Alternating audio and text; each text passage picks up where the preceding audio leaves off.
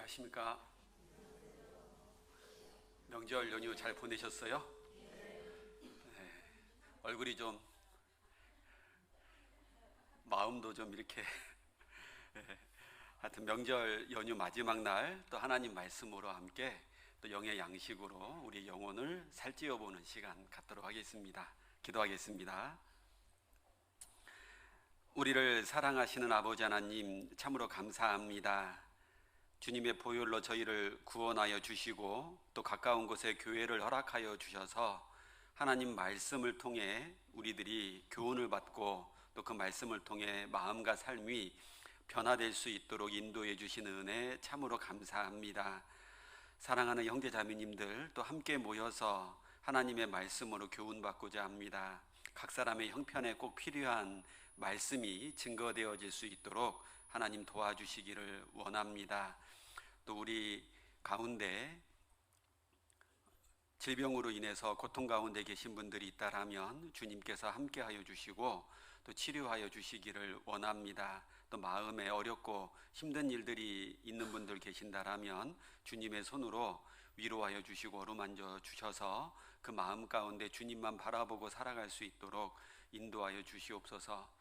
또 명절로 인해서 움직이고 있는 믿음의 식구들 그 발걸음을 주님께서 지켜주셔서 오고 가는 걸음 안전하게 그리고 그리스도인으로서의 합당한 모습을 드러낼 수 있도록 인도하여 주옵소서. 시작하는 시간부터 끝나는 시간까지 오직 주 성령께만 의지합니다. 우리를 사랑하시는 예수 그리스도의 이름으로 감사하며 기도드렸습니다. 아멘. 성경 예레미야 17장을 찾도록 하겠습니다.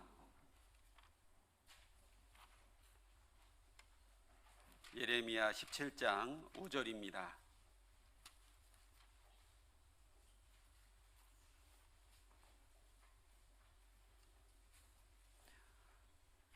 예레미야 17장 5절부터 8절까지입니다. 조금 잡음이 있는 것 같아요. 예레미야 17장 5절부터 8절입니다. 제가 읽겠습니다. 나 여호와가 이같이 말하노라. 무릇 사람을 믿으며 혈육으로 그 권력을 삼고 마음이 여호와에게서 떠난 그 사람은 저주를 받을 것이라. 그는 사막의 떨기나무 같아서 좋은 일에 오는 것을 보지 못하고 광야 간조한 곳 건건한 땅 사람이 거하지 않는 땅에 거하리라. 그러나 무릇 여호와를 의지하며 여호와를 의뢰하는 그 사람은 복을 받을 것이라. 같이 읽겠습니다. 그는 물가에 심기운 나무가 그 뿌리를 강변에 뻗치고 더위가 올지라도 두려워 아니하며 그 잎이 청청하며 가무는 해에도 걱정이 없고 결실이 그치지 아니함 같으리라. 지난주 추석 명절이었습니다. 오랜만에 이제 여유로운 시간들을 보내셨을 거라 생각이 듭니다. 그 전주에 이제 임실 대전도 집회가 있어서 이제 기도해 주신 은혜로 잘 집회를 마치고 왔습니다. 이제 임실교회를 갔더니 저희 이제 교회 건축하기 전 모습을 보는 것 같았어요. 이제 한 40에서 50명 정도 되시는데 그 중에 이제 절반이 은빛장년의 어르신들이었습니다. 그래서 이제 말씀을 전하는 데 있어서 이제 은빛장년의 어르신들이 전도돼서 오시는 분들도 많았고 아무튼 이제 복음 말씀까지 다 전하고 주일날 한 5분 정도 오셨습니다. 확실하게 구원을 받은 분은 나이를 떠나서 성별을 떠나서 달라지는 것 같아요. 하루하루 말씀을 들으면서 이제 좀 시큰둥했던 분들도 확실히 구원을 받고 나니까 눈빛이 달라지고 표정이 달라지고 마음을 대하는 태도가 달라지는 게 확연하게 눈에 보이더라고요. 우리 지난 추석 명절 때에도 구원받은 식구들이 있는 분들도 있고 아닌 분들도 계셨을 겁니다. 이제 명절 때 보면 참 마음이 상할 때가 많은 것 같아요. 구원받은 사람들만 보다가 구원받지 않은 가족들과 친척들을 만나게 되면 이제 살아가는 목적이 다르잖아요. 삶에서 추구하는 게 완전히 다르잖아요. 얘기하는 것도 완전히 다릅니다. 그러다 보니까 마음에 문제가 되기도 하고 상처가 되기도 합니다. 때로는 하나님을 모르는 사람이 더 세상적으로 잘 나가는 것 같고 또 세상적으로 더 복을 많이 받은 것 같고, 그래서 오늘 본문 말씀을 예레미야 17장 5절과 8절에 있는 말씀으로 같이 좀 잡아봤습니다. 자, 5절과 6절은 사람을 의지하는 사람, 이 세상을 의지하는 사람들의 모습이고요. 7절과 8절은 하나님을 의지하는 사람의 인생의 모습입니다. 5절 한번 보시죠. 나 여호와가 이같이 말하노라. 무릇 사람을 믿으며 혈육으로 그 권력을 삼고 마음이 여호와에게서 떠난 그 사람은 저주를 받을 것이라. 그는 사막의 떨기나무 같아서 좋은 일에 오는 것을 보지 못하고 광야 간조한 곳 건건한 땅 사람이 거하지 않는 땅에 거하리라. 자, 이 세상에 있는 것으로 의지하고 만족하며 소망을 두고 사는 사람들, 대부분은 이제 한 달이 건너면 두 달이 건너면 다 아는 사람이라 말할 정도로 우리나라는 인맥에 의해서 뭔가 일이 결정되고 좌우되는 경우가 많습니다. 그리고 아무리 이제 마음을 든든하게 먹는다 하더라도 이제 하나님을 믿지 않는 사람들이 잘 사는 모습들을 보게 되면 마음에 문제가 되는 경우도 있다라는 거예요. 그런데 의지할 것 없는 인생들을 의지할 경우 그 사람의 결국은 6절에 사막의 떨기나무 같아서, 사막 한복판에 있는 떨기나무입니다. 주변에 제대로 된 나무도 없겠죠. 식물도 없고 동물들도 없습니다. 내려지는 뜨거운 태양볕, 그리고 언제 내릴지 모르는 비, 그런 속에서 살아가는 인생은 너무나 외롭겠잖아요. 그 떨기나무는 번식률이 좋지는 않습니다. 또 사막에 더군다나 살고 있는 떨기나무이기 때문에 너무 힘든 거죠.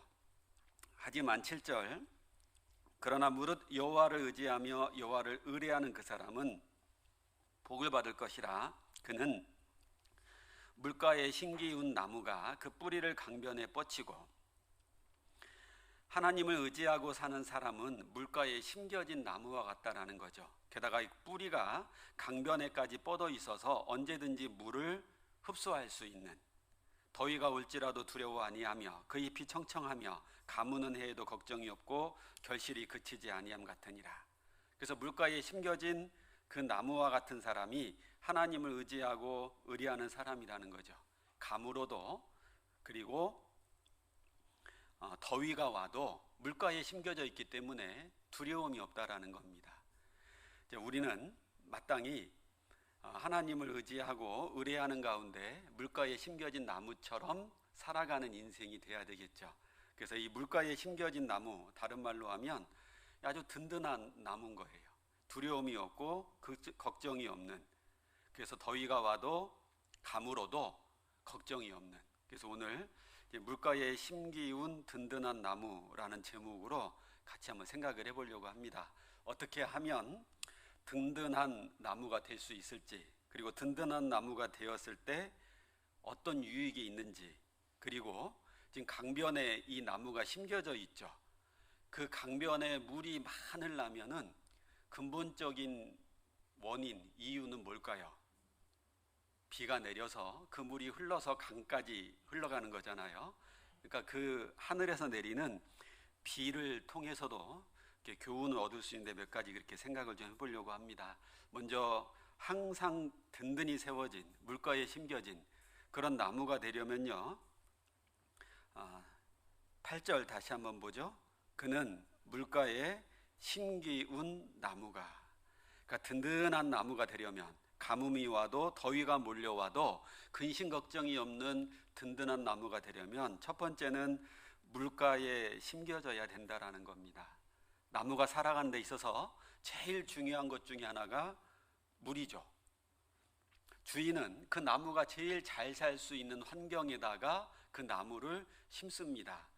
이제 화분을 키워보시는 분들은 중요한 요인들이 참 많다라고 합니다. 물도 나무의 특성에 따라서 적당하게 잘 줘야 되고, 바람도 통하게 해줘야 되고, 햇볕도 쬐야 되는 식물이 있는가 하면 햇볕을 쬐면 안 되는 그런 식물들도 있습니다. 그러나 제일 중요한 건 그 나무는 물을 통해서 모든 영양분을 흡수한다라는 거예요. 그래서 이 나무 주인들은 나무가 제일 잘 자랄 수 있는 환경에다가 나무를 심게 됩니다. 자, 우리는 구원 받을 때의 상황을 한번 생각해 봐야 됩니다. 누가복음 10장에 보면 예수님께서 누가 진정한 이웃인가 라는 주제로 말씀을 하실 때 비유를 들어서 강도 만나 죽게 된 사람에 대해서 말씀을 해주고 계십니다. 강도 만나서 거의 죽게 된 사람이 한 명 있었습니다. 그런데 유대인 제사장 모두 이 죽어가는 사람을 아랑곳하지 않고 자기 갈 곳을 가버립니다. 그러나 평상시에 상종하지도 않았던 사마리아인 그 사람이 이 죽어가는 사람을 치료해 주죠. 주막에 데려가서 그 사람을 낫게 해줍니다. 돈을 더 주고 주막 주인에게 부탁을 하죠. 이 사람 나을 때까지 치료를 부탁한다고. 돈이 혹시라도 부족하면 나중에 돌아와서 더 주겠노라고. 자, 이 죽어가는 사람이 할 수 있는 일은 딱 하나입니다. 뭐냐면 그 사마리아인이 데려다 준 주막에 잘 머물러 있는 거죠. 아니, 어느 정도 몸이 좀 나았다라고 해서 주막을 뛰쳐나가면 이 사람은 또 강도를 만나게 될 수도 있는 거죠. 중요한 건 이 죽어가는 사람이 사마리아인을 만났고 그 사마리아인은 그 사람을 치료하기 위해 주막으로 데려갔다라는 겁니다. 그 사람은 주막에 잘 머무르면 되는 거죠. 예수님이 우리를 십자가에서 구원하여 주셨습니다. 그런데 우리는 상태가 이 죽어가는 강도 만난 사람처럼 사실은 지옥 가는 게 너무나 당연하고 마땅한 사람이었다라는 거죠. 근데 그런 우리를 위에서 주님은 목숨을 내놓으셨고요. 그리고 사도행전 20장 28절에 보면 피로 사신 교회라는 표현이 있잖아요. 예수님이 목숨으로 값을 치르고 교회를 우리에게 주셨다라는 거죠. 그리고 내 안에 거하라. 나도 너희 안에 거하리라. 이 물가에 심겨진 나무처럼 이제 그리스도인은 교회 안에 주님이 심겨 놓았다라는 거예요. 그곳이 주님이 보실 때 우리가 가장 잘 자랄 수 있는 곳이 교회라는 거죠.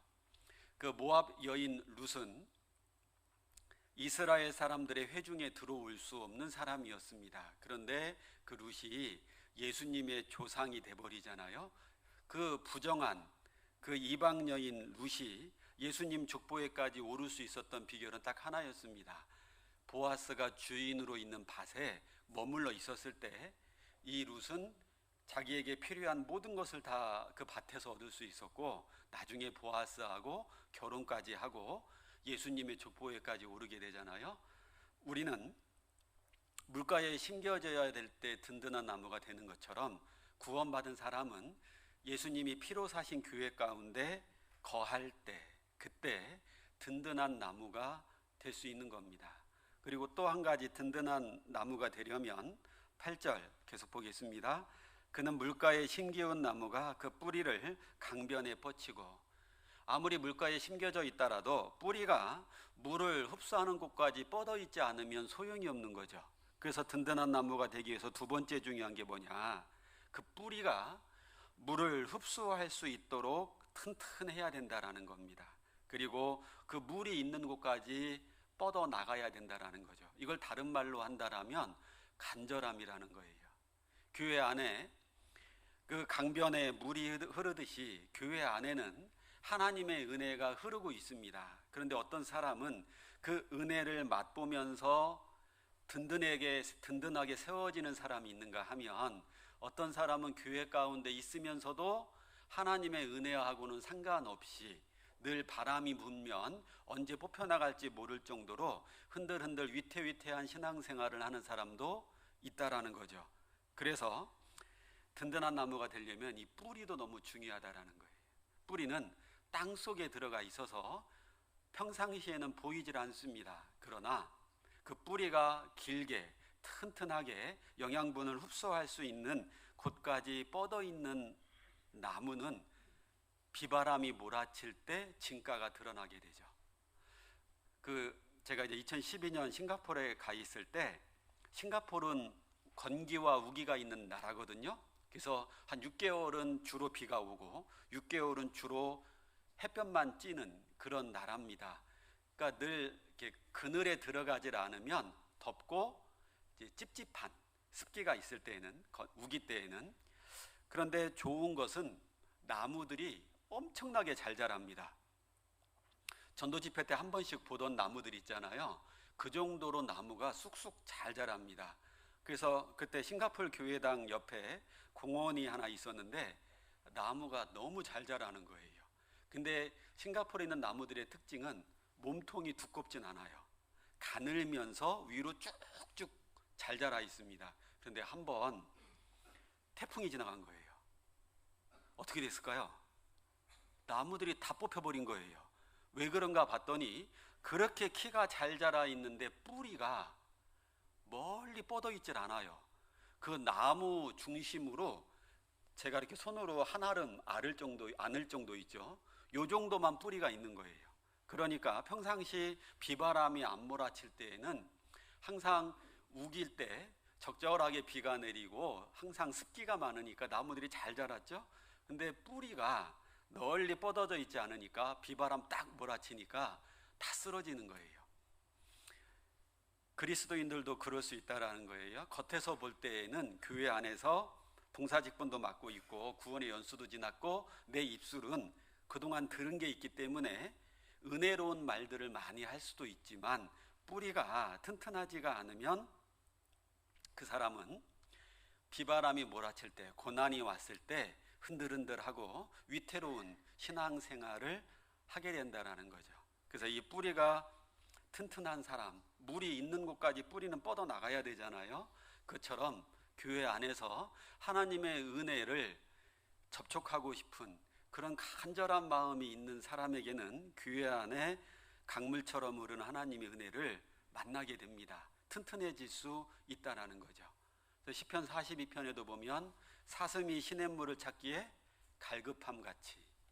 왜 사슴은 시냇물을 찾는데 갈급할까요? 이 갈급이라는 말이 보통 이제 어느 정도 그런 수준이 아니라 이거 없으면 죽을 정도의 상태가 갈급입니다. 이제 옛날에 구원받기 전에 혹시 사슴 농장에서 빨대 꽂고 드셔보신 분들이 있어요? 왜 사람들이 사슴 피를 몸에 좋다라고 생각을 했을까요? 지금은 몸이 안 좋다라는 거 다 알죠? 네, 동물들의 피가 깨끗하지가 않거든요. 왜 그럴까요? 이 사슴이 이 열이 많은 짐승이거든요. 그래서 이 사슴이 한번 뛰기 시작을 하면 이 사슴은 안 그래도 열이 많은데 뛰면 혈액순환이 빨리 되겠죠? 물을 빨리 안 먹어주면 혈관이 터져서 죽습니다. 그러니까 이 사슴은 뭔가 뛰고 나면 물을 찾는데 다른 건 안 보여요. 물밖에 안 보이는 거예요. 이거 안 먹으면 죽으니까, 빨리 몸에 열을 식히지 않으면 죽으니까요. 그러니까 그런 마음으로 사슴이 시냇물 찾기에 갈급한 같이 다윗은 하나님을 찾는데 갈급했다라는 거예요. 하나님을 만나질 않으면, 주님의 은혜가 없으면 자기가 언제든지 죽을 수 있는 사람이라는 거 잘 아니까 갈급한 거죠. 시편 63편도 한번 찾아보겠습니다. 여기 붙잡아 놓고요.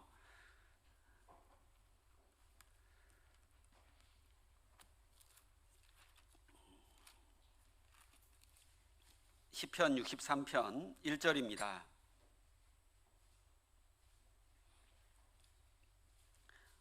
하나님이여, 주는 나의 하나님이시라. 내가 간절히 주를 찾되 물이 없어 마르고 곰핍한 땅에서 내 영혼이 주를 갈망하며 내 육체가 주를 앙모하나이다. 자, 어느 정도 간절하게 주님을 찾는 거냐면, 물이 없어서 마르고 곰핍한 땅이, 그 메마르고 갈라진 땅이 간절히 기다리는 건 뭘까요? 하늘에서 내리는 비를 기다리겠죠. 물을 기다리겠죠. 그런 것처럼 이 시편 기자 다윗은 자기 영혼이 주님을 그렇게 갈망한다라는 겁니다. 그러니까 교회 안에서 하나님이 주시는 은혜들이 있는데 갈급한 사람만이 그 은혜를 맛볼 수 있다라는 거예요. 나무는 물을 갈망해야 되는 것처럼 그리스도인들은 주님이 주시는 은혜를 갈망해야 합니다. 그렇지 않으면 이 말씀에 있는 것처럼 물이 없으면 땅이 메마르고 갈라지잖아요. 그것처럼 그리스도인들이 교회 안에서 하나님의 은혜를 충분히 맛보질 않으면 구원받았을 때 주님이 주시는 은혜로 마음이 이렇게 윤택했던 좋았던 마음 상태가 땅이 마르고 갈라지는 것처럼 그 사람 마음이 냉랭해집니다. 이제 마르고 갈라지면은 먼지만 일어나겠죠. 그것처럼 그 사람 마음은 삭막해지고 그 사람 마음 속에 있는 게 입이나 행동으로 나오겠죠. 그 사람 입술을 통해서 행동을 통해서는 사랑이 아니라 다른 사람을 때리고 아프게 하는 것들이 나오기 때문에 그래요. 그리스도인이라는 말은요, 그리스도를 닮아가는 사람이란 뜻이잖아요.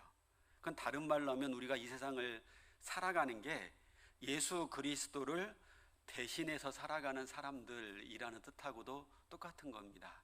그러니까 나를 통해서 예수 그리스도의 모습이 나타나게 된다라는 거죠. 그러니까 우리는 예수님이 하셨던 것처럼 항상 말씀이 제일 앞에 있어야 되고요. 그리고 항상 그 말씀을 벗어나서는 살지 않으려고 그 말씀에 아주 주의해가면서 살아야 되거든요. 그런데 마음이 갈라지고 메마르고 삭막하게 변해버리면 말씀보다 내가 앞서게 됩니다. 하나님의 말씀의 판단보다 자기의 판단이나 생각이 하나님보다 더 앞서게 되거든요. 그러다 보면요, 문제가 심각해지게 되는 거예요. 그래서 교회 안에서 이 하나님의 은혜에 충분히 젖게 되질 않으면 문제가 심각해진다라는 거예요. 그 예화 중에 이제 그런 예화가 있더라고요. 어느 그 동물 농장에 수탉이 있었습니다. 수탉이 언제 울죠? 새벽에. 근데 요즘 수탉들은 좀 정신없이 우는 것 같긴 해요. 자, 새벽에 이 수탉이 울었어요. 그랬더니 잠시 후에 해가 뜨는 겁니다.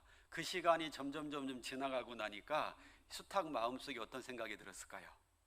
내가 아침에 새벽에 울어야지만 해가 뜬다. 그리고 그 동물농장에 있는 다른 짐승들도 저 수탉이 울어야지만 해가 뜬다라고 생각을 하기 시작한 거죠. 그러니까 이 수탉은 마음속에 사명감이 생겼습니다. 내가 새벽에 일찍 일어나서 울질 않으면 해가 뜨질 않는다. 그 사명감으로 이 수탉은 아침에 일찍 일어나서 웁니다. 그리고 근심, 걱정, 염려도 합니다. 내가 내일 아침에 늦잠 자면 어떡하지? 내가 병들어서 죽게 되면 어떡하지? 막 고민 걱정을 하는 거예요. 그런데 어느 날 이 수탉이 지난밤에 파티를 갔다 왔어요. 피곤했습니다. 늦잠을 자버렸어요. 어떻게 됐을까요? 아침이 왔을까요? 안 왔을까요? 와버린 거예요. 다른 짐승들이 다 알아버렸네요. 그 전까지는 수탉이 울어야지만 아침 해가 뜨는 줄 알았는데 수탉이 안 울어도 아침 해가 뜨더라는 거죠. 자, 우리는 마음속에 그 수탉과 같은 마음들이 다 있다라는 거예요. 마치 내가 엄청난 사람이라도 된 것처럼요. 나 아니면 큰 문제가 생기는 것처럼 그런 마음들이 있다라는 거예요. 이 수탉이 자기가 울어야지만 하늘에 태양이 뜬다 생각했던 것처럼요. 자기가 무슨 거에 주재자가 된 것처럼요. 하나님이 이 모든 것을 다 움직이고 계시는 주재자잖아요. 그런데 하나님보다 자기가 앞서 버릴 수 있다라는 거예요. 교회 안에서 흐르고 있는 하나님의 은혜를 맛보지 않으면 그런 현상들이 생긴다라는 거죠. 내가 하는 일이 잘 풀리는 것도 하나님의 은혜가 아니라 내가 잘나서 그런 거죠. 우리 가족에 문제가 없는 것, 내 자식이 잘 된 것도 자기가 잘 키워서 그런 거고 자기가 잘해서 그렇다라는 거죠. 교회 안에서도 마찬가지입니다. 뭔가 봉사를 하는데 예를 들어보죠. 구역장이라고 해보죠. 우리 구역의 구역 식구들이 점점 늘어나고 있습니다. 마치 내가 구역장 역할을 잘해서 그런 것처럼 착각할 수 있다라는 거예요. 그 수탉과 같은 마음이 우리들 마음속에는 다 있다라는 겁니다. 우린 사실 아무것도 아니었습니다. 하나님의 은혜였고 하나님이 해주신 것을 우리는 받아서 쓰고 있는 사람이었어요. 하나님은 나귀턱뼈 하나로도 수천 명을 죽이셨고 다윗 손에 돌멩이 들리게 하셔가지고 그 군사들이 물리치지 못했던 골리앗을 돌멩이 하나로 다윗이 물리칠 수 있도록 해주시잖아요. 하나님 손에 들리면 뭐든지 다 쓰임받을 수 있다라는 거죠. 그러니까 우리는 하나님이 가장 앞서야 되는 거죠. 다른 말로 하면 하나님 말씀이 가장 앞서야만 합니다. 그럴 때 하나님의 은혜를 우리는 충분히 맛보게 되는 거예요. 이 물이 없으면 싹이 트질 않습니다. 그 식물들 이렇게 씨앗 심어 놓고요, 물을 안 주면 그 말라 비틀어서 죽게 됩니다. 하지만 생명이 있는 씨앗은 시간이 많이 지난다 하더라도 물을 접촉하면 반드시 싹이 트게 되겠다라는 거죠. 그래서 그 작년 뉴스엔가 3천 몇백 년 된 그 씨앗을 발화시킨 그 뉴스도 있었잖아요. 그 오래된 씨앗이 정말 살아날 수 있을까? 그런데 그 씨앗이 물 적신 스펀지에다 딱 올려놓고 있었더니, 그리고 투명한 비커에다가 놔뒀더니 하루 이틀 지나다 보니까 싹이 트고요, 뿌리는 밑으로 가고 잎사귀 줄기는 위로 올라가고 싹이 트더라는 거죠. 우리가 해야 될 일은요, 물에 접촉하면 된다라는 거예요. 그러면 싹이 트고 성장하고 뿌리가 나오기 시작한다라는 겁니다. 그리고 그 뿌리는 알아서 영양분이 있는 곳을 찾아서 쭉쭉 뻗어나간다라는 거죠. 물은 싹을 틔우고 성장을 시킵니다. 열매를 맺게 되겠죠. 시간이 지나면. 그러면 그 씨앗을 심은 농부를 기쁘게 하는 거예요. 그것처럼 우리가 말씀, 교회 안에서요, 한 말씀이라도 마음판에 확실하게 새긴 사람은 말씀이 씨와 같다라고 그랬잖아요. 그 말씀이라고 하는 씨가 그 사람의 마음과 삶을 바꿔버립니다.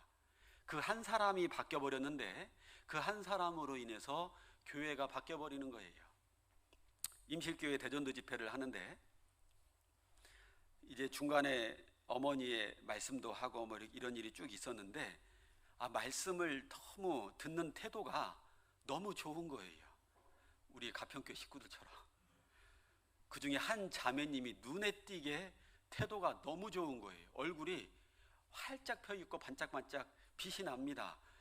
그래서 이제 중간쯤에 물어봤어요. 목사님, 저 자매님은 참 이렇게 신앙생활을 즐겁고 기쁜 마음으로 하는 것 같습니다. 그런데 그 자매님의 상황을 들어보니까 그럴 수 있는 상황은 아니었던 거예요. 남편이 구원받은 형제라고 하는데 교회 안에서 봉사하다가요, 느닷없이 목사님 저 교회 안 나갈 겁니다. 문자 보내고 그때부터 교회를 안 나온 거예요. 2년 전부터. 그리고 임실 옆에 30분 더 나가면 전주가 있는데 전주로 집을 옮겨서 거기서 생활을 한다는 거예요. 이 자매님은 졸지에 아들 둘과 함께 혼자 살아야 됩니다. 생활비를 보내주는 것도 아니고. 한번 생각을 해보세요. 느닷없이 남편이 집을 나가서 생활비도 안 주고 혼자 살아야 됩니다. 그렇다고 이혼한 것도 아니에요. 그냥 나가버린 거예요. 근데 그렇게 나가서 살기까지 그 중간에 참 많은 일들이 있었겠잖아요. 이 자매님이 그 남편이 집을 나가서 사는 거에 대해서 얼마나 마음이 힘들었을까요? 그것도 구원받았다라고 하는 형제가 그러고 있으니까요. 분명히 뭔가 이유가 있었겠죠. 들려오는 소문에는 우리가 익히 예상하는 것처럼요, 그런 문제들이 다 있었던 거예요. 자, 그런 힘든 상황 속에서 이 자매님이 오히려 그것이 이 자매님 신앙에는 큰 계기가 돼버린 거예요. 하나님만 붙잡고, 자기 상황은 웃을 수 있는 상황이 아닌데, 그런데 그 상황 속에서도 하나님의 은혜를 맛보다 보니까 이 자매님이 하나님만 붙잡고 어떻게 하든 간에 내가 붙잡을 수 있는 분은 하나님밖에 없다. 하나님의 은혜를 어떻게 하면 맛볼 수 있을까? 어떻게 하면 그 은혜에 접촉할 수 있을까? 이 자매님은 그때부터 신앙생활을 하는 데 있어서 달라진 거예요. 그리고 누가 봐도 이 자매님의 모습을 보면서 이 사람은 정말 그리스도인 같구나. 그리고 그 자매님의 달라진 모습을 보면서 주변에 알고 지내던 사람들이 하나 둘 말씀을 들으러 오고 구원을 받기 시작하더라는 거예요. 우리는 교회 안에서요, 하나님의 은혜를 맛볼 때, 그때 어떤 사람은 이 마음판에 하나님의 은혜를, 하나님의 말씀을 새기고 사는 사람이 있는가 하면 어려운 환경이나 상황이 처해졌을 때 들었던 말씀은 온데간데 없고 그 상황이나 현실 때문에 힘들어하고 괴로워할 수도 있다라는 거예요. 하나님이 그 사람의 마음과 삶을 바꿔줄 때 그 한 사람을 통해서 교회를 완전히 바꿔주기도 하신다라는 거예요. 그래서 그 자매님이 집회 때 전도해서 모시고 온 분이 있는 거예요. 그분이 마지막 시대 징조까지 들을 때까지는 별반 반응이 없었는데 제 말씀을 듣고 복음 말씀을 듣고 나니까 완전히 달라지는 거예요. 말씀이라고 하는 그 씨앗이 우리 마음판에 새겨졌을 때 싹을 틔우면 마음과 삶이 바뀌고 주변 사람을 바꾸고 교회를 바꾸게 됩니다. 그 한 사람의 자매님으로 인해서 교회 분위기가 완전히 달라지더라는 거죠. 자, 물은요, 더러운 것을 다 씻어내는 역할을 하잖아요. 그래서 이 교회 안에 특히 많은 은혜 가운데 주로 하나님은 말씀으로 은혜를 주시는데 그 말씀을 통해서 우리는 죄를 씻을 수 있습니다. 에베소서 5장 한번 보시죠.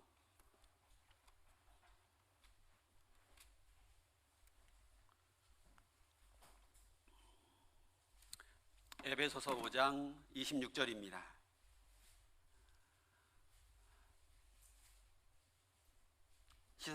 찾으셨으면 같이 한번 읽겠습니다.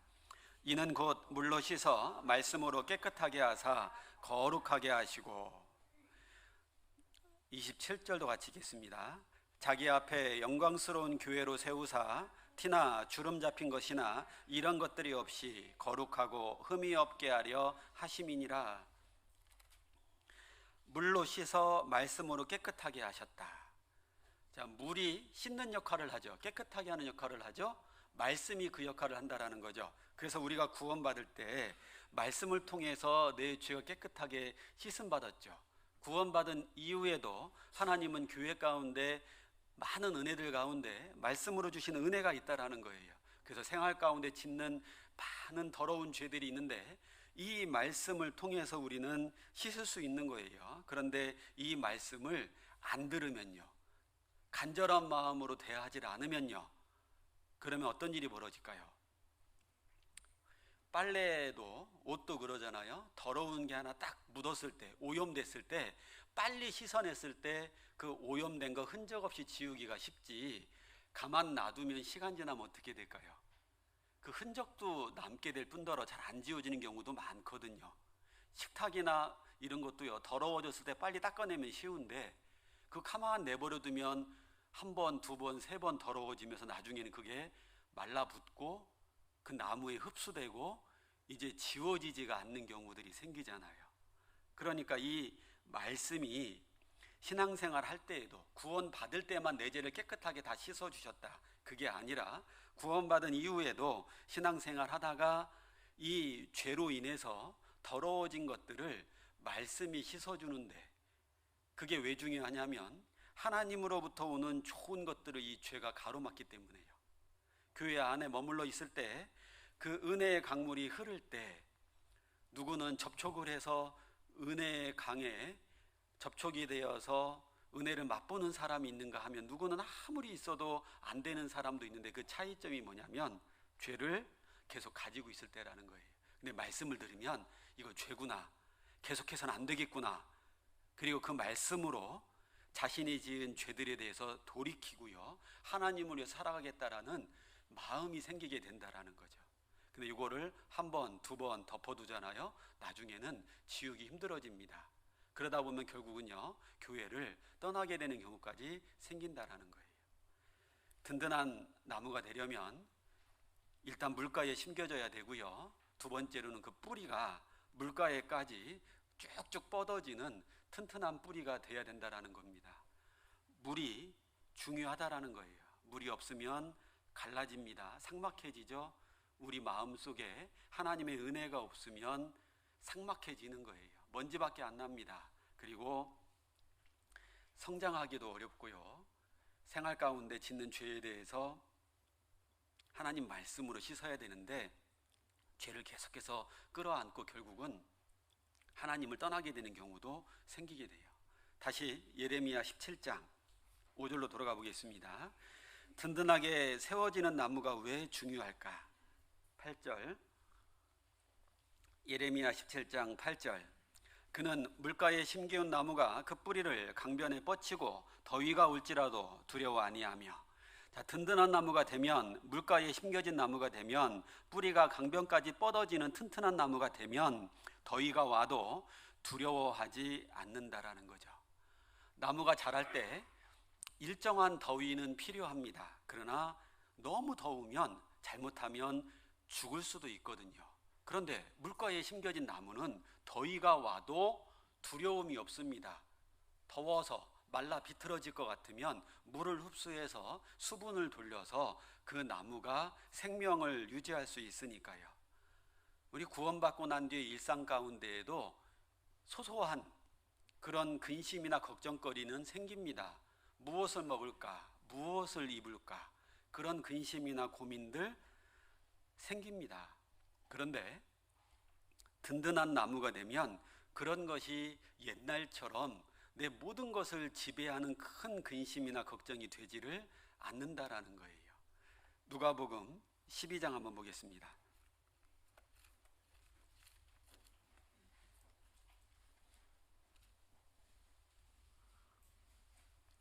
누가복음 12장 22절입니다.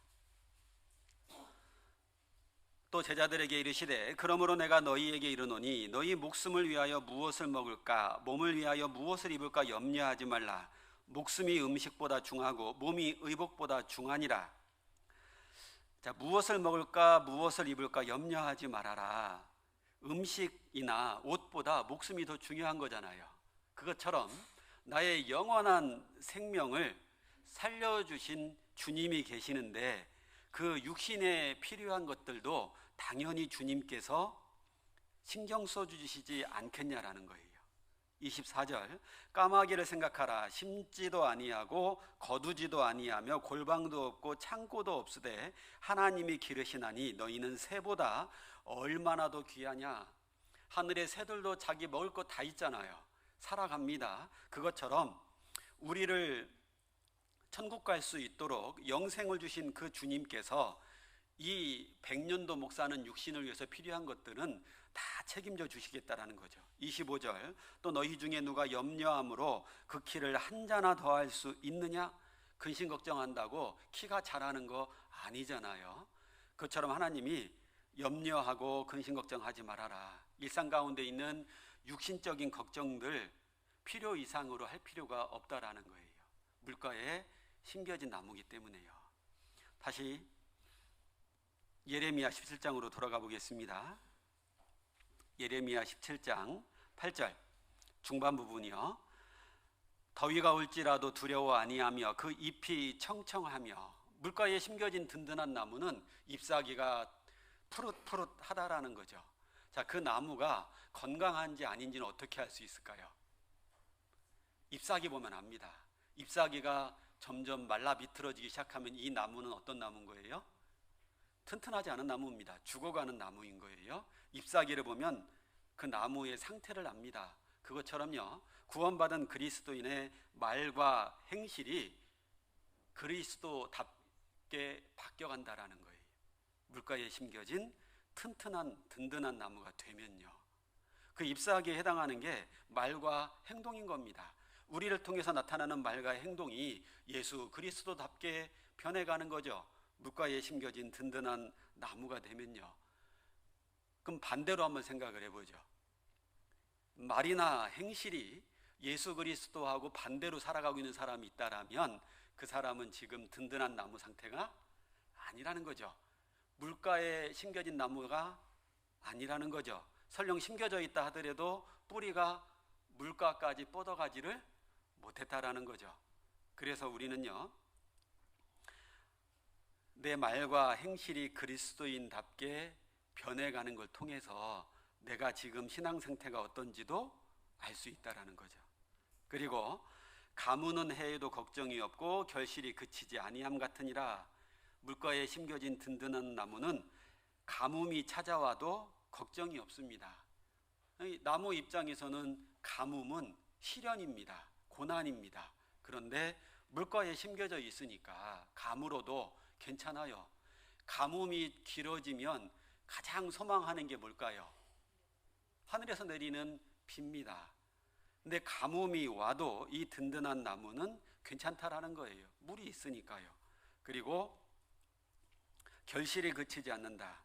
교회 안에 하나님의 은혜 가운데 그 뿌리를 내리고 점점 주님 닮아가는 삶을 사는 사람들에겐 결실이 맺히는데 그치지 아니한다라고 그랬죠. 결실, 열매가 계속해서 열리는 삶이 된다라는 거예요. 그러니까 신앙생활 할 때 든든한 나무가 된다라는 것은 너무나 중요한 거예요. 자, 이 물가에 심겨진 든든한 나무, 이 물이 있으려면 하늘에서 내리는 비가 있어야 되잖아요. 이 비는 어디서 오는 걸까요? 하늘에서 하나님이 주시는 비인 거죠. 신명기 32장 한번 보겠습니다.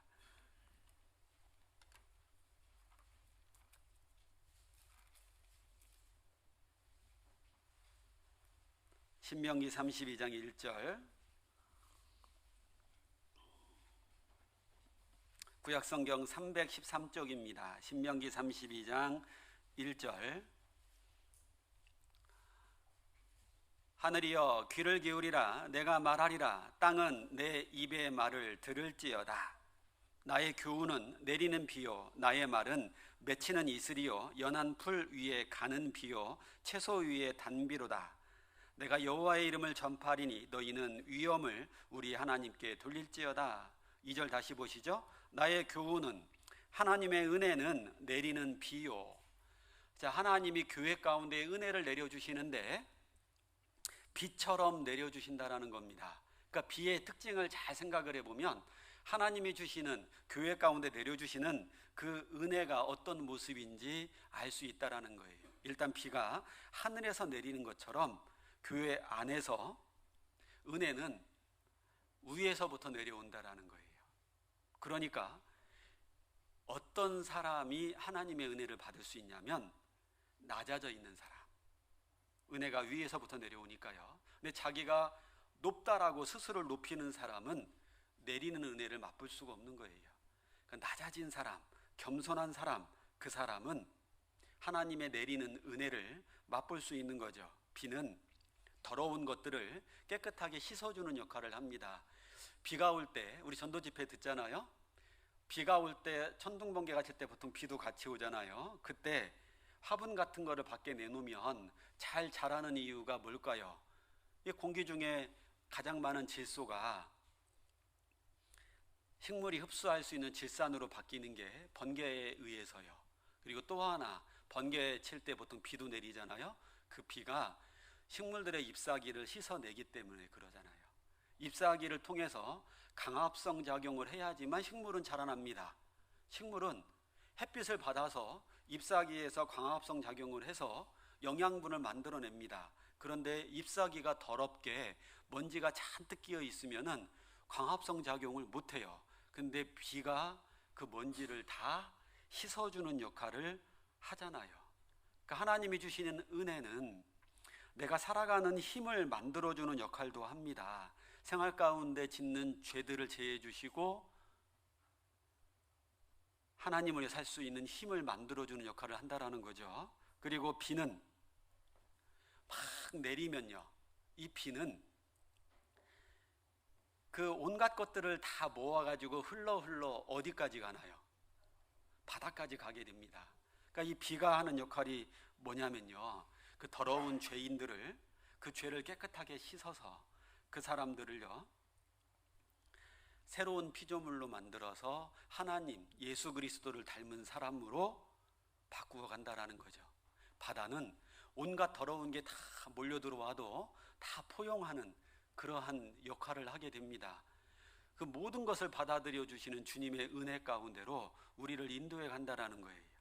비는 만물을 소성케 하는 역할도 하죠. 봄에 그 겨울을 난 그 나무들이 줄기가 바짝 말라 있고, 그런 나무에 봄비가 촉촉하게 젖어지면, 땅이 겨울을 통과하느라고 바짝 말라 있는데 봄비가 촉촉하게 내리면 가지가 부드러워지고 땅도 촉촉해지는 가운데 싹이 나는 것처럼, 메마르고 삭막한 우리 인생 가운데 하나님의 은혜는, 대표적으로 하나님의 말씀은 우리 그 삭막한 인생 가운데 새로운 피조물로 만들어 가시는 능력이 있다라는 거죠. 그런데 여기에 보면 비의 종류를 몇 가지를 말씀하고 계시죠. 32장 2절, 나의 교훈은 내리는 비요 나의 말은 맺히는 이슬이요. 비의 종류 중에 하나가 뭐냐면 이슬이라는 겁니다. 자, 이슬은 새벽에 내립니다. 그리고 사막에도 이슬이 내린다라는 건 아시죠? 그 척박한 땅에도 이슬은 내립니다. 그래서 그 메마르고 삭막한 땅에서 식물들이 자랄 수 있도록요. 아무도 보기 어려운 새벽 시간에 은밀하게 내리는 이슬도 비의 일종입니다. 하나님의 은혜는 내가 모르는 사이에도 은밀하게 우리에게 전해진다라는 거예요. 척박한 땅에도 이슬은 내리는 것처럼 모든 사람에게 이 은혜는 내려진다라는 거예요. 근데 그 내리는 시간이 언제예요? 새벽에, 곧 아침이 될 때. 그러니까 하나님의 은혜를 이 맛보는 사람들은 곧 해가 뜨는 아침을 맞이할 수 있고, 해가 계속 떠 있는 낮이라는 시간을 계속 누리면서 살 수 있는 거예요. 그리고 두 번째로요, 2절 계속 보시면 중반부에 연한 풀 위에 가는 비요. 비는 비인데 연한 풀 위에 내리는 가는 비. 이거 우리나라 말로 하면 가랑비입니다. 연한 풀, 부드러운 나온 지 얼마 안 된 그런 잎사귀에 나오는 가랑비. 자, 가랑비는 말 그대로 촉촉하게 내리는 비잖아요. 그러니까 연한 잎사귀들도 그 비를 맞고 죽거나 땅에서 뽑히지는 않습니다. 그 연한 풀 위에 내리는 비처럼 하나님의 은혜는 신앙이 구원받은 지 얼마 안 된, 신앙이 성숙하지 않은 사람에게도 그 신앙이 잘 성장할 수 있도록요, 그 연한 풀이 튼튼한 풀이 될 수 있도록 해주시는 은혜가 있다라는 겁니다. 또 채소 위에 단비로다. 이 단비는 우리가 쓰는 말로 하면 소나기라고 할 수 있는 거예요. 소나기는 주로 어느 계절에 내릴까요? 여름에 주로 내리잖아요. 그 더워서 바짝 말린 땅에 소나기가 한번 쭉 내리고 나면은 땅이 이제 농작물들이 잘 자랄 수 있는 상태로 바뀌어 버리잖아요. 그것처럼 하나님이, 이 소나기는, 가랑비는 이제 진짜 말 그대로 가늘게 내리는 비니까 잘 내린다라는 것도 못 느낍니다. 근데 소나기는요, 한꺼번에 확 쏟아부어 버리니까 이 비가 내린다라는 거 금방 알 수 있잖아요. 그것처럼 하나님이 교회 가운데 이 소나기처럼 은혜를 한 번에 확 부어줘서 하나님이 역사하고 있다라는 거 눈에 띄게 보여주는 경우도 있다라는 거죠. 언제 이런 일이 벌어질까요? 대표적으로 수양회 같을 때. 그때 보면요, 진짜 3박 4일이라는 시간, 그 짧은 시간 동안 하나님의 은혜가 소나기처럼 그냥 쏟아붓는 거죠. 그래서 집에 갈 요량으로 하루만 듣고 가려고 찾아온 사람에게도 하나님의 은혜가 소나기처럼 내려버리면 그 메마른 땅이 완전히 바뀌어가지고 옥토가 되고 하나님의 말씀의 씨앗이 떨어져서 구원받고 이제 그리스도인으로 살아가게 되는 역사가 일어나잖아요. 수양회 같을 때, 대전도 집회 같을 때, 그럴 때 소나기처럼 하나님의 은혜는 내린다라는 거예요. 그리고 또 어떤 비가 있을까요? 단비도 얘기해, 이슬, 가랑비, 소나기, 어떤 비가 또 있을까요? 장맛비. 그런 거 있겠잖아요. 에스겔 34장 보겠습니다.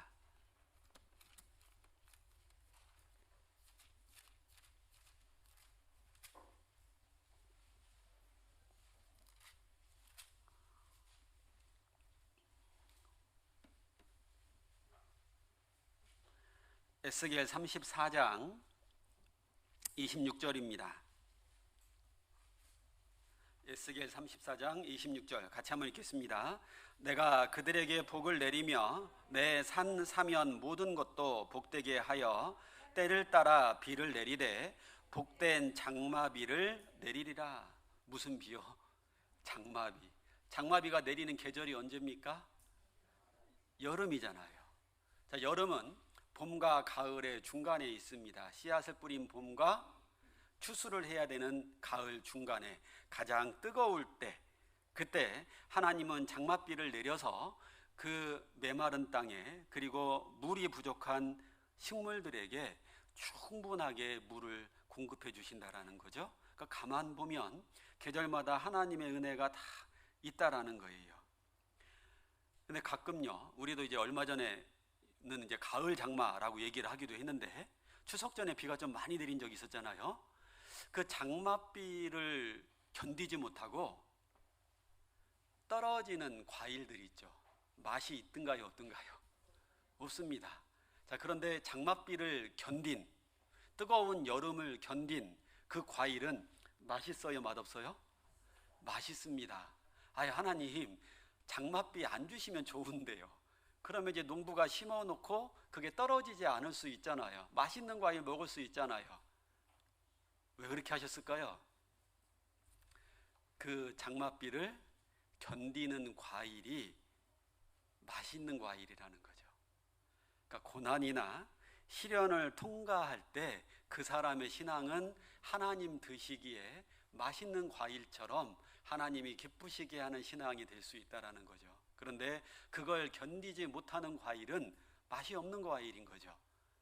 때로는 하나님이 그런 시련과 고난을 허락하실 때가 있습니다. 무섭게 내립니다. 근데 그때 견디는 사람은 신앙생활 가운데 정말 큰 은혜를 맛볼 수 있다는 거예요. 그 26절 중반부에 보면 때를 따라 비를 내리되 라고 되어 있잖아요. 하나님은 이 비를 아무 때나 내리는 게 아닙니다.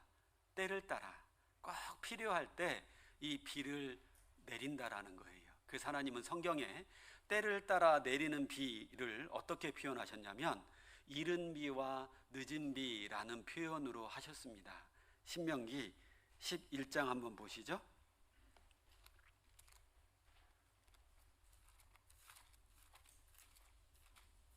신명기 11장 10절입니다.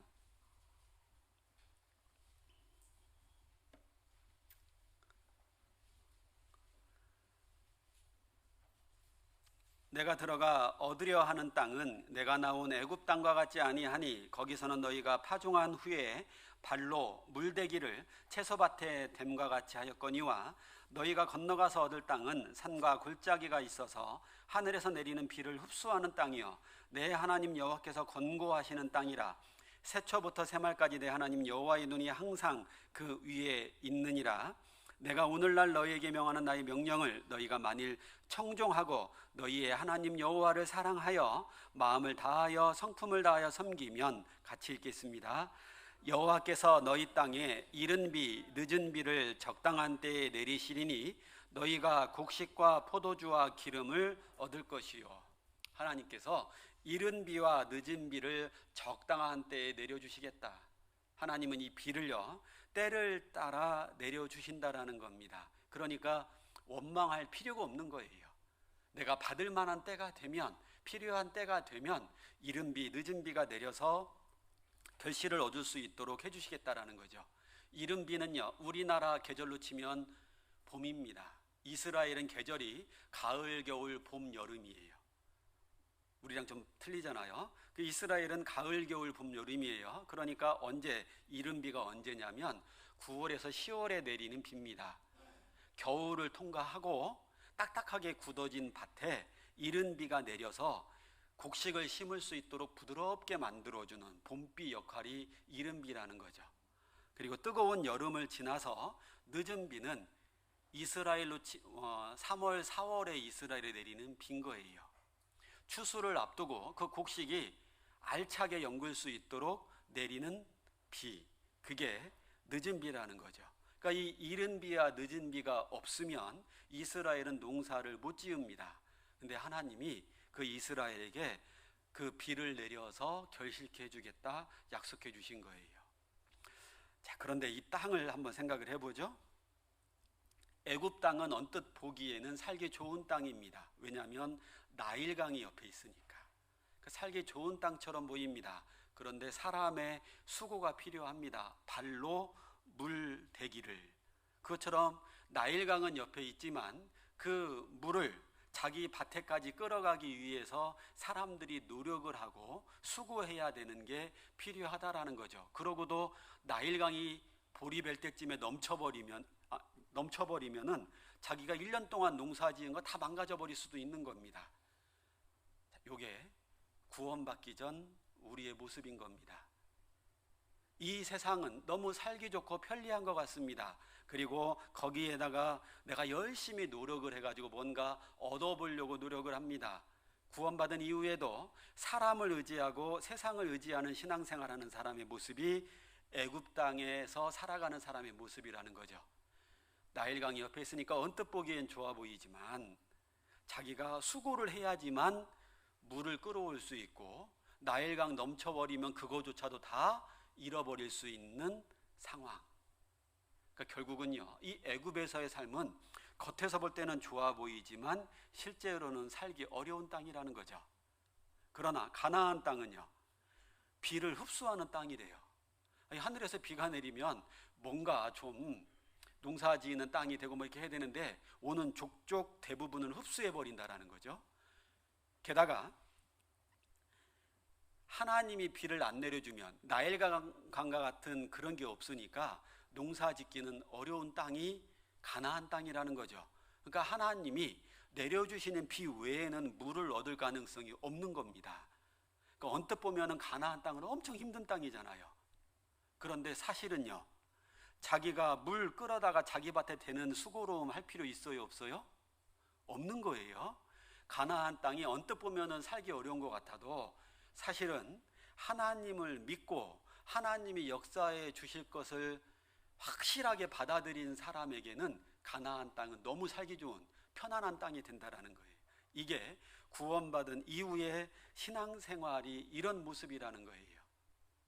하나님이 내려주시는 은혜를 맛보고 사는 사람, 특히 교회 가운데 주로 하나님은 말씀을 통해서 은혜를 베풀어 주시기 때문에 이 말씀을 마음속에 잘 새기고 간절한 마음으로 받아들이는 사람은 자기 힘으로 신앙생활을 하는 게 아니라 하나님이 주시는 힘으로 하기 때문에 신앙생활이 편안해요. 근데 아까 말씀드렸죠? 신앙생활 할 때요, 자기가 뭔가 된 것인 것처럼, 자기로 인해서 뭔가 이루어져 가는 것처럼 딱 그 수탉과 같은 마음을 가져버리게 되면 하나님보다 자기가 앞서가게 돼요. 하나님 말씀보다 자기가 앞에 있게 됩니다. 그러니까 너무 힘든 거예요. 이 수탉이 얼마나 힘들었겠어요. 자기가 울어야지만 해가 뜬다라고 생각하니까 얼마나 하루하루가 힘들었을까요. 그런데 하나님이 해주시는 거였잖아요. 그래서 사실은 가나안 땅이 언뜻 보면 어려운 땅이어도 사실은 살기 되게 쉬운 땅이라는 거죠. 하나님 믿고 하나님 의지하는 사람에게는 그래서 신앙생활이 쉬운 거예요. 똑같은 물이 떨어지는 장면이 있어요. 하나는 폭포입니다. 하나는 분수대의 물입니다. 똑같이 떨어집니다. 근데 폭포는요, 그냥 위에서 아래로 떨어지니까 어려워요, 쉬워요? 쉬운 겁니다. 그런데 그 폭포에서 떨어지는 그 물은 쉬워요. 근데 밑에쯤 내려가면은 엄청난 에너지, 힘이 생기잖아요. 그래서 그걸 통해서 전기도 만들어낼 수 있잖아요. 근데 분수대를 생각을 해보죠. 분수대는 올라갔다가, 분수대의 물은 올라갔다 똑같이 떨어집니다. 그런데 자연스럽지가 않죠. 일단 끌어올려야 되니까 너무 힘든 거예요. 그리고 떨어지는데 별 힘이 없어요. 신앙생활이 그렇다라는 거죠. 폭포처럼 신앙생활하는 사람이 있고 분수처럼 신앙생활하는, 발음이 좀 그래요. 분수 같은 사람. 그러면 안 된다라는 거예요. 신앙생활 하는 것도 힘들고요, 떨어지는데 아무런 힘도 없고요. 그래서 우리가 하나님은 때를 따라 늦은 비와 이른 비를 주시는데요, 그거 바라보고 신앙생활 하는 사람, 그 사람은 신앙생활이 쉽다라는 거죠.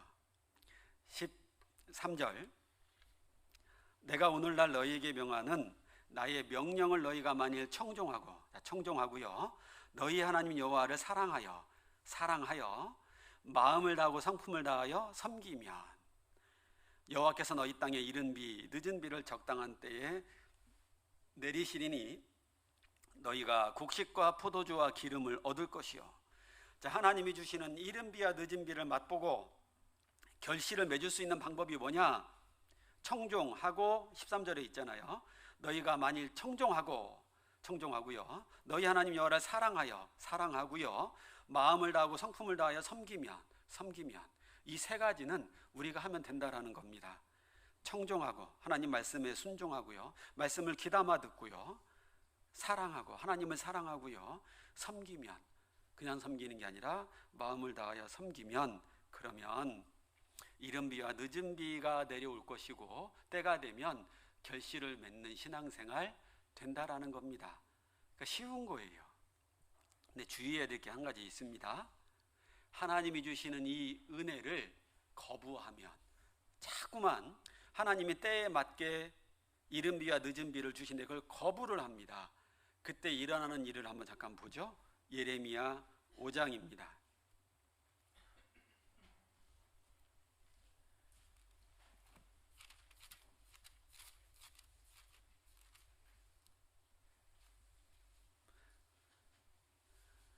예레미야 5장 23절입니다.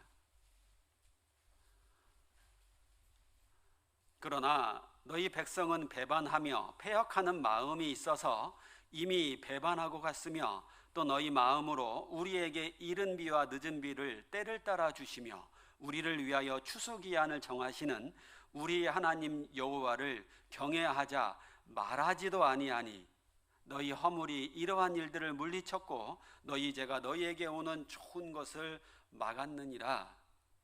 놀라운 일이 벌어질 수 있다라는 거죠. 때를 따라 이른 비와 늦은 비를 주시고 추수의 시간을 주시는 그 하나님을 경외하자 말하지도 않는다라는 거예요. 하다못해 입술로라도 하나님을 경외하는 말들조차도 안 하는 사람들, 하나님은 그러한 사람을 가리켜서요, 너희 백성은 23절에 있죠. 너희 백성은 배반하며 패역하는 마음이 있어서 이미 배반하고 갔다라고 하나님이 심판하신 거예요. 25절에 너희 허물이 이러한 일들을 물리쳤고 너희 죄가 너희에게 오는 좋은 것을 막았다. 자, 이런 일 벌어지면 될까요, 안 될까요? 안 된다라는 거예요. 왜 이스라엘이 입술조차로라도 이른 비와 늦은 비를 때에 따라 주는 하나님을 말하는 것조차도 안 했을까요?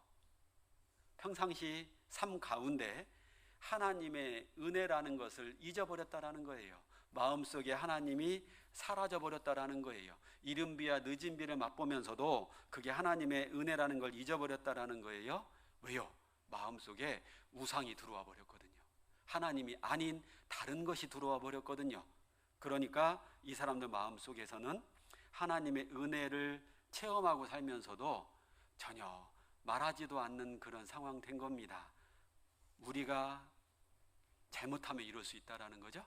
하나님의 은혜 맛보고 체험하고 살면서도 하나님의 은혜를 말하지조차도 않는 사람, 언제요? 우상이 들어왔을 때. 근데 아까 가장 큰 우상이 뭐냐면요, 자기가 우상이 될 때예요. 수탉처럼 될 때라는 거예요. 그 우상은 너무 큰 겁니다. 자, 그러니까 그런 삶을 살다가도 나 이러면 안 되겠구나, 이거 잘못된 거구나 깨닫고 하나님께 돌아오면 하나님은 다시 우리에게 이른 비와 늦은 비를 주신다라고 약속합니다. 요엘서 2장 한번 보시죠. 쭉 뒤로 넘겨서 아모스 앞에 있습니다. 구약성경 1272쪽 이쪽 1272쪽 요엘서 2장 12절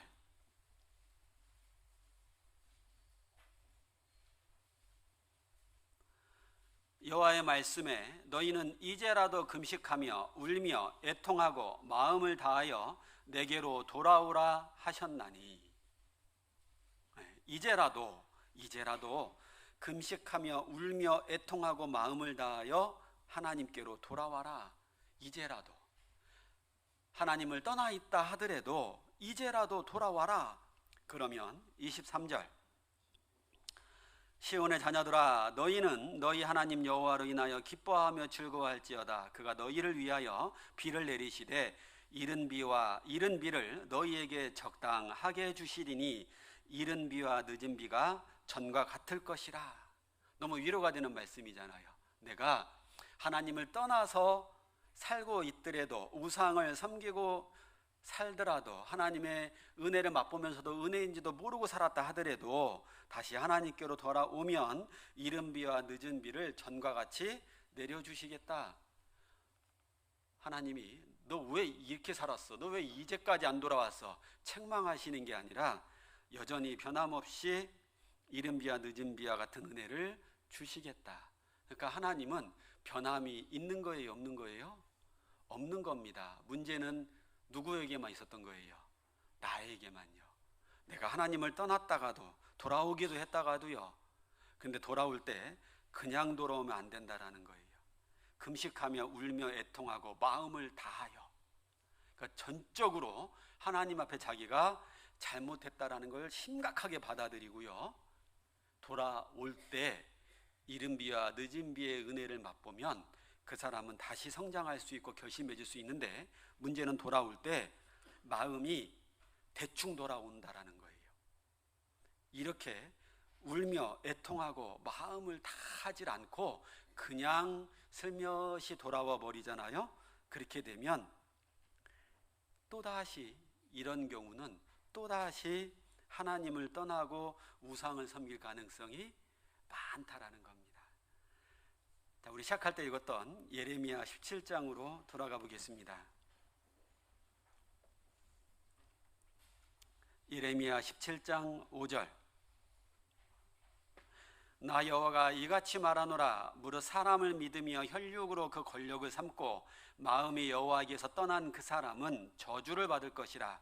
그는 사막의 떨기나무 같아서 좋은 일에 오는 것을 보지 못하고 광야 간조한 곳 건건한 땅 사람이 거하지 않는 땅에 거하리라. 자, 이런 인생 살면 안 되겠잖아요. 7절 그러나 무릇 여호와를 의지하며 여호와를 의뢰하는 그 사람은 복을 받을 것이라. 그는 물가에 심기운 나무가 그 뿌리를 강변에 뻗치고 더위가 올지라도 두려워 아니하며 그 잎이 청청하며 가무는 해에도 걱정이 없고 결실이 그치지 아니함 같으리라.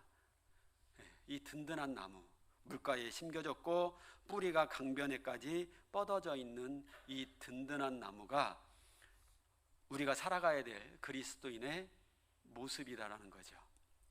그래서 오늘 잠깐이지만 든든한 나무에 대해서 한번 생각을 해봤습니다. 마땅히 그리스도인의 모습이 어떠해야 될지를요.